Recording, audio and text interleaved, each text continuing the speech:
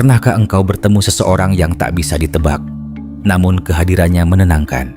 Ia tak banyak bicara, tak gemar memamerkan diri, tetapi setiap tindakannya seakan tepat pada tempatnya.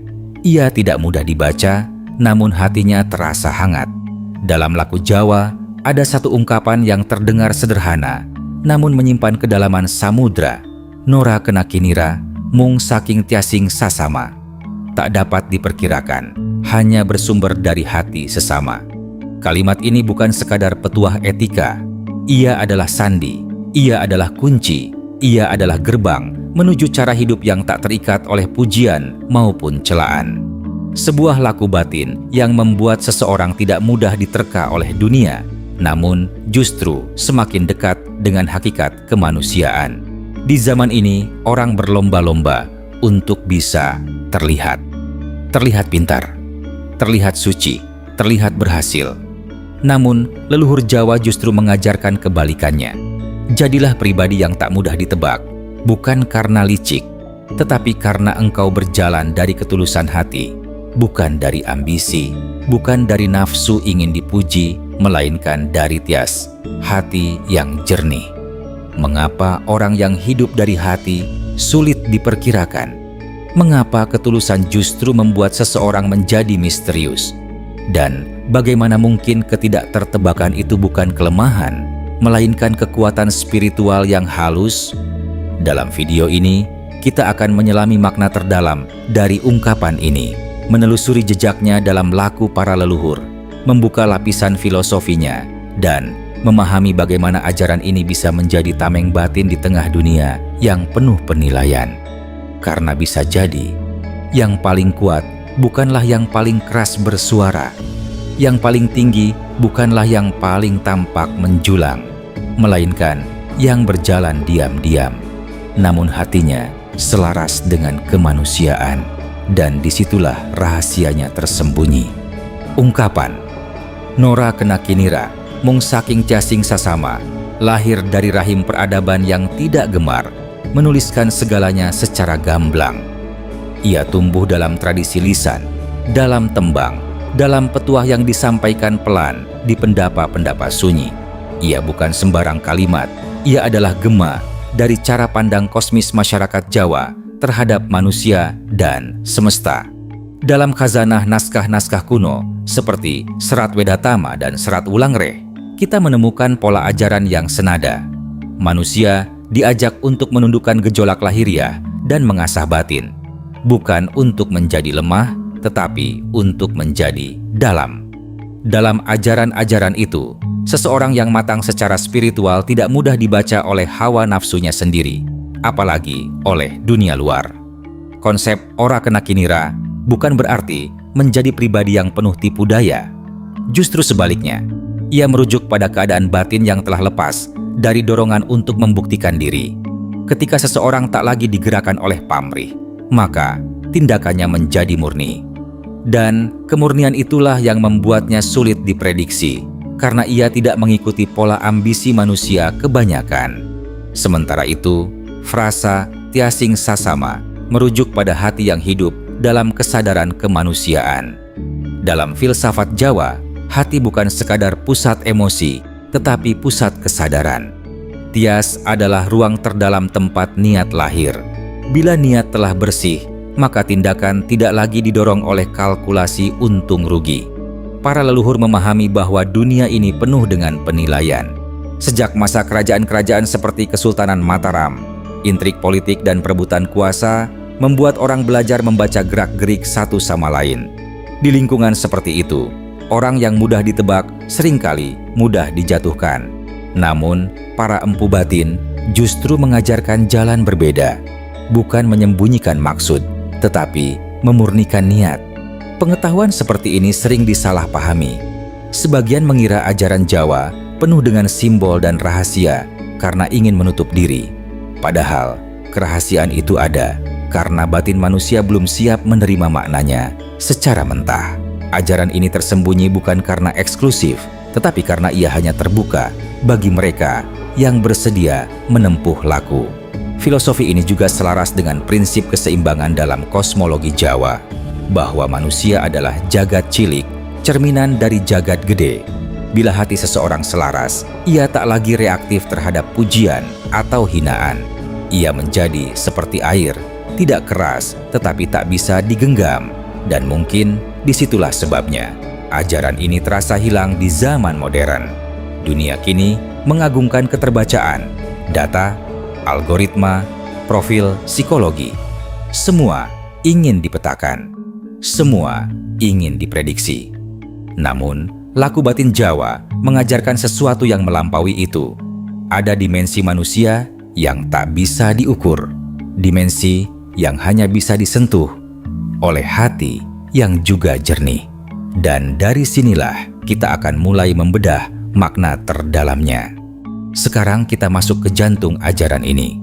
Apa sebenarnya makna terdalam dari Nora Kena Kinira, Mung Saking Tiasing Sasama? Bayangkan sebuah danau yang tenang. Permukaannya diam, nyaris tak bergerak. Orang yang melihatnya dari kejauhan mungkin mengira ia dangkal. Namun ketika seseorang mencoba menyelaminya, barulah ia sadar kedalamannya tak terukur. Begitulah pribadi yang Ora Kena Kinira. Ia tidak reaktif, ia tidak mudah tersulut, ia tidak tergesa-gesa membalas karena tindakannya tidak lahir dari dorongan sesaat, melainkan dari tias hati yang telah ditempa. 1. Tidak mudah terbaca oleh nafsu. Kebanyakan manusia mudah diperkirakan karena mereka dikendalikan oleh pola yang sama. Jika dipuji, ia senang. Jika dihina, ia marah. Jika dirugikan, ia membalas. Pola ini begitu umum hingga dunia bisa menebaknya. Namun seseorang yang berjalan dari hati yang jernih tidak lagi bergerak berdasarkan refleks ego. Ia tidak serta-merta membalas hinaan, bukan karena takut, tetapi karena ia tidak merasa terancam. Ia tidak cepat tersanjung, karena ia tidak menggantungkan nilai dirinya pada penilaian luar. Disinilah letak misterinya. Ketika seseorang tidak bisa dipancing oleh pujian maupun celaan, orang lain menjadi bingung. Mereka tak tahu tombol mana yang bisa ditekan. Dan justru karena itu, ia menjadi kuat. 2. Tias sebagai pusat kendali. Dalam laku Jawa, tias bukan sekadar perasaan. Tias adalah pusat kehendak yang halus. Ia adalah ruang sunyi tempat niat dilahirkan sebelum menjadi tindakan. Jika niat lahir dari nafsu, maka tindakan akan mudah ditebak. Jika niat lahir dari kepentingan, maka arah langkah akan terbaca. Namun jika niat lahir dari kejernihan hati yang mengutamakan kemaslahatan sesama, maka geraknya menjadi fleksibel, situasional, dan penuh hikmah. Seperti seorang empu keris yang memukul besi bukan dengan amarah, tetapi dengan kesabaran. Setiap pukulan memiliki irama. Tidak keras membabi buta, tidak pula lembek tanpa arah. Orang yang hidup dari tias akan bersikap tegas ketika perlu, lembut ketika dibutuhkan. Ia tidak terjebak pada citra selalu baik atau selalu keras. Ia menyesuaikan diri tanpa kehilangan inti dirinya. Dan karena itulah ia sulit diprediksi. 3. Antara misteri dan ketulusan. Ada paradoks di sini. Dunia sering menganggap misterius itu identik dengan manipulatif. Seakan-akan jika seseorang tak mudah ditebak, pasti ia menyimpan maksud tersembunyi. Padahal dalam laku ini, ketidaktertebakan justru lahir dari ketiadaan pamrih. Seseorang yang tulus tidak punya agenda tersembunyi. Ia hanya bertindak sesuai kebutuhan saat itu, berdasarkan kebijaksanaan hati. Karena ia tidak terikat oleh skenario ego, ia bebas bergerak. Ibarat angin, ia tak bisa dilihat, tak bisa digenggam, namun keberadaannya terasa. Dan di titik inilah ajaran ini mulai menyingkap lapisan berikutnya, bahwa Ora Kena Kinira bukan hanya tentang hubungan dengan orang lain, tetapi tentang hubungan dengan diri sendiri. Karena sebelum engkau tak bisa ditebak oleh dunia, engkau harus lebih dulu tak lagi dikendalikan oleh gejolak dalam dirimu sendiri. Dan disitulah ujian sebenarnya dimulai. Disinilah ajaran ini menjadi semakin dalam dan semakin menantang. Banyak orang mengira bahwa menjadi Ora Kena Kinira berarti menyembunyikan diri, bersikap dingin, atau menjaga jarak dari dunia. Padahal itu hanya bayangan luarnya saja. Hakikatnya bukan tentang menjauh dari manusia, melainkan tentang menata pusat kendali di dalam diri. 1. Paradoks. Terlihat biasa, berdaya luar biasa pribadi yang hidup dari tias seringkali tampak sederhana. Ia tidak haus sorotan, ia tidak sibuk membangun citra, bahkan terkadang ia diremehkan. Namun, justru karena ia tidak terikat pada kebutuhan untuk diakui, energinya tidak bocor ke hal-hal yang sia-sia. Ia menyimpan kekuatan yang sunyi. Inilah paradoksnya. Yang paling dalam sering tampak paling biasa. Yang paling matang justru paling tenang. Seperti pohon tua yang akarnya menghujam jauh ke tanah. Dari luar, ia hanya terlihat sebagai batang kayu yang diam. Namun, ketika badai datang, ia tetap berdiri. Orang yang ora kena kinira tidak mudah digoyang opini. Ia tidak berubah arah hanya karena arus mayoritas. Ia memiliki kompas batin, dan kompas itu bukan dibentuk oleh tren, melainkan oleh kejernihan hati. 2. Mitos tentang sulit ditebak. Ada kesalahpahaman lain. Sebagian orang mengira bahwa jika ingin sulit ditebak, maka harus bersikap penuh teka-teki, jarang bicara, atau sengaja menyembunyikan maksud. Itu bukan laku Jawa. Itu hanya strategi sosial. Laku ini tidak mengajarkan kepura-puraan. Justru, ia menuntut kejujuran yang lebih dalam, kejujuran terhadap niat. Seseorang bisa saja banyak bicara namun tetap tidak mudah ditebak jika setiap katanya lahir dari kebijaksanaan, bukan dari reaksi spontan. Sebaliknya, orang yang pendiam pun bisa sangat mudah ditebak jika ia masih dikendalikan oleh ambisi atau luka batin. Kuncinya bukan pada perilaku luar, tetapi pada sumber geraknya. Jika sumbernya ego, dunia bisa membaca polanya. Jika sumbernya hati yang bersih, dunia kehilangan peta.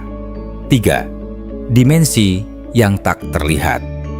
Dalam tradisi batin Jawa, manusia bukan hanya raga dan pikiran. Ada lapisan kesadaran yang lebih halus, tempat niat dan getaran batin bersemayam. Ketika seseorang menata lapisan ini, auranya berubah. Bukan dalam arti mistis yang bombastis, tetapi dalam kualitas kehadiran. Ia menjadi teduh, ia menjadi tidak reaktif, ia menjadi pusat, bukan sekadar pantulan. Dan orang-orang di sekitarnya akan merasakan sesuatu yang berbeda, meski tak selalu mampu menjelaskannya. Inilah mengapa ajaran ini terasa seperti rahasia. Bukan karena tersembunyi secara fisik, tetapi karena ia bekerja di dimensi yang tak kasat mata. 4. Mengapa ini penting di zaman sekarang? Hari ini, dunia dipenuhi pola. Algoritma membaca kebiasaanmu. Media sosial memprediksi reaksimu. Bahkan, pikiran kita sering berjalan otomatis mengikuti pola lama. Jika engkau masih bergerak dari luka, dunia bisa menekan lukamu. Jika engkau bergerak dari ambisi, dunia bisa memancing ambisimu.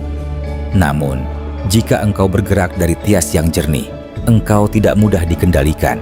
Dan disitulah kebebasan sejati mulai terasa. Bukan kebebasan untuk melakukan apa saja, tetapi kebebasan dari dorongan yang membelenggu diri sendiri. Namun pertanyaannya kini menjadi lebih tajam. Bagaimana cara menumbuhkan tias yang sedemikian jernih? Bagaimana agar ketidaktertebakan itu lahir dari kemurnian, bukan dari kepalsuan? Disinilah laku berubah dari sekadar pemahaman menjadi praktik nyata dalam kehidupan sehari-hari. Sekarang kita tinggalkan ranah wacana dan masuk ke wilayah laku.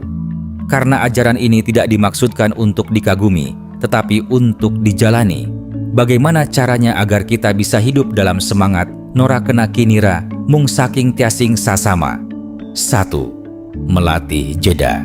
Sebelum bereaksi. Langkah pertama sangat sederhana, namun sangat sulit. Beri jeda. Setiap kali engkau dipuji, dihina, diremehkan, atau disanjung, jangan langsung merespons. Tarik napas, diam sejenak, rasakan apa yang muncul dalam dadamu. Apakah itu marah? Apakah itu bangga? Apakah itu takut kehilangan citra? Jeda ini adalah pintu masuk menuju Tias.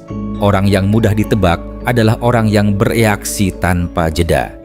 Ia seperti lonceng yang langsung berbunyi setiap kali dipukul. Namun, orang yang berjalan dari hati tidak serta-merta berbunyi. Ia memilih. Disitulah kendali batin mulai terbentuk. 2. Meluruskan niat secara diam-diam. Setiap tindakan lahir dari niat. Namun jarang sekali kita benar-benar memeriksa niat itu. Sebelum berbicara, sebelum memposting sesuatu, sebelum mengambil keputusan, tanyakan pada diri sendiri, apakah ini demi kebaikan bersama atau demi pengakuan? Pertanyaan ini sederhana, tetapi jawabannya sering menyakitkan. Meluruskan niat tidak perlu diumumkan. Ia adalah pekerjaan sunyi, dan justru dalam kesunyian itulah karakter dibangun. Ketika niat semakin bersih, tindakan menjadi lebih fleksibel. Engkau tidak lagi terikat pada keharusan untuk terlihat benar. Engkau hanya ingin bertindak tepat, dan tindakan yang tepat seringkali tak bisa ditebak oleh orang yang masih bermain di ranah pamrih. 3. Tidak. Terlalu cepat menghakimi tiasing sasama berarti hati yang mempertimbangkan kemanusiaan orang lain. Ini menuntut empati. Ketika seseorang berbuat salah padamu, jangan buru-buru memberi label. Bisa jadi ia sedang terluka. Bisa jadi ia sedang gelisah. Bisa jadi ia sedang tersesat dalam pikirannya sendiri. Ini bukan berarti membenarkan kesalahan, tetapi memahami bahwa setiap manusia membawa beban yang tak selalu terlihat. Dengan sudut pandang seperti ini, reaksimu akan berbeda. Tidak lemah, tidak pula keras berlebihan. Tepat. Dan sekali lagi, ketepatan yang lahir dari empati sulit ditebak oleh mereka yang terbiasa dengan balas-membalas. 4. Mengurangi hasrat untuk diakui. Salah satu penghalang terbesar menuju ora kena kinira adalah kebutuhan untuk dipahami dan diakui. Kita ingin orang tahu bahwa kita baik. Kita ingin orang tahu bahwa kita benar. Kita ingin orang tahu bahwa kita tulus. Namun ketulusan yang sejati tidak membutuhkan saksi. Cobalah sesekali berbuat baik tanpa memberitahu siapapun. Tidak diunggah, tidak diumumkan, tidak dijadikan cerita.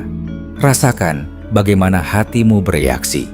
Jika masih ada keinginan untuk dipuji, itu wajar. Kita manusia. Tetapi sadari, jangan biarkan ia menjadi pengendali. Semakin engkau tidak bergantung pada pengakuan, semakin sulit dunia membaca langkahmu. 5. Konsisten dalam kesunyian laku ini bukan praktik sekali jadi. Ia adalah proses panjang. Akan ada hari ketika engkau gagal, ketika engkau tetap terpancing emosi, ketika niatmu masih tercampur pamrih. Jangan putus asa, justru disitulah latihan sebenarnya. Setiap kegagalan adalah cermin, setiap kesadaran adalah kemajuan, dan perlahan, tanpa engkau sadari, orang-orang akan merasakan sesuatu yang berbeda darimu. Bukan karena engkau mencoba menjadi misterius, tetapi karena engkau menjadi lebih utuh, lebih tenang, lebih matang, lebih jernih. Dan pada titik itu, Nora Kena Kinira bukan lagi strategi hidup, tetapi keadaan alami dari jiwa yang tertata. Kini tinggal satu pertanyaan terakhir. Apa yang terjadi ketika seseorang benar-benar hidup dari tias yang jernih di tengah dunia yang penuh kegaduhan? Pada akhirnya, Nora Kena Kinira, mung saking tiasing sasama, bukanlah tentang menjadi sulit ditebak oleh orang lain. Ia adalah tentang menjadi jernih bagi diri sendiri. Ketika hati telah menjadi pusat, engkau tidak lagi sibuk mengatur bagaimana orang memandangmu.